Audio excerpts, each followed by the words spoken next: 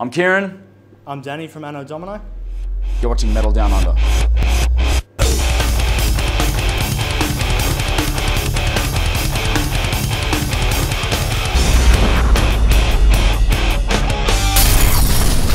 What lies inside?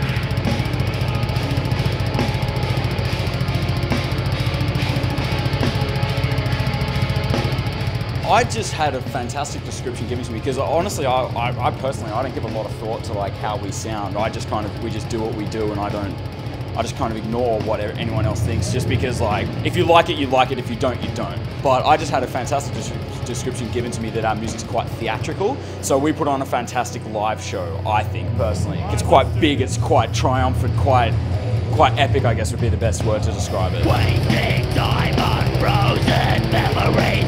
Breathe life into wasted enemies. Crowds here waiting for them to be something more than wait and see. In this place to feel. You've made an interesting move and you've actually released a tour EP for the sake of this tour specifically. Why did you make this decision? What's the background behind that? When we were handed the tour, when we were asked to do the tour, we had to really think about how we were going to approach the tour. So we decided, you know what, we have plenty of material. Let's just record something and give the fans of Anno Domini something new for the tour, as opposed to just playing the same songs from Atrocities. So we were already in the process of planning something bigger, so we've got more material on the way, but we didn't want to kind of rush into recording a whole new album just for the sake of the tour.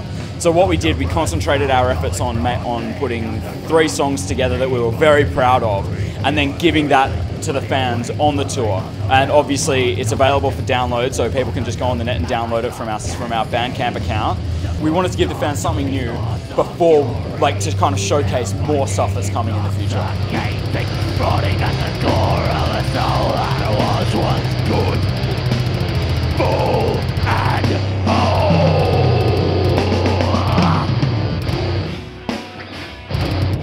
If you could change the Australian metal scene in any way, what would you do? that's a really tough. There's a lot to change, but I think it's more the mentality of some of the fans out there. Okay, so you'll see a lot of kids going to the international shows and stuff like that, but they won't come and support the local scene, which is, it's hard to really make them come to shows. I've found that, or the way I kind of see it, a lot of the music that gets produced in Australia is it's harsh to use the word uncreative, but it's not that boundary pushing, if that I'm not focusing on anyone in particular here, but a lot of the music that comes out of Australia isn't that boundary pushing, and it's people overseas that are pushing boundaries. They're the artists that get big, they're the artists that come to Australia, they're the artists that bring people, that pull these kids out of their bedrooms. Because the bedroom kids listen to like a band from Sydney or a band from like just an Australian band, and they don't hear what the international guys are doing in that music, so they go, why would I go and do this when I can just sit on my bedroom and get angry on the internet some more? Like, and as much as it sucks, they're just not going to come out to a local show, and that's shit. So I don't know, man. If I had to change one thing, I'd say get some decent venues and just get some decent music into those venues. I could keep talking about this for like days. We can go down tangents, man. Like, I've thought about this a lot, but yeah, I don't know.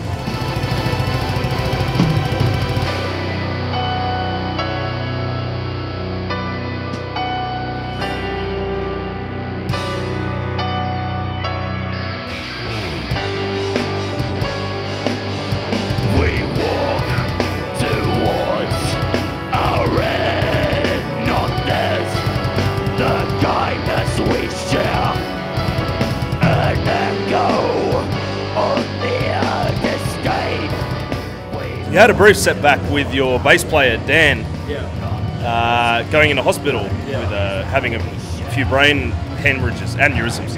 How is he now? Is he doing fine? Or he's doing well. He's going to do the tour with us, but he's weak, and I think it'll affect our stage presence and our overall performance. But you know what? Like, I just reckon we need to have fun with him on stage. We just got to have fun with this tour, man. We can't let it drag us down in terms of the overall mood of what happens on stage. If we're constantly looking over and being worried about what's going on with Dan, we're not going to be putting on a good enough show for everybody.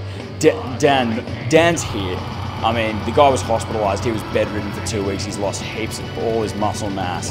The fact that he's alive is a miracle. The fact that he's here, it's mind-boggling.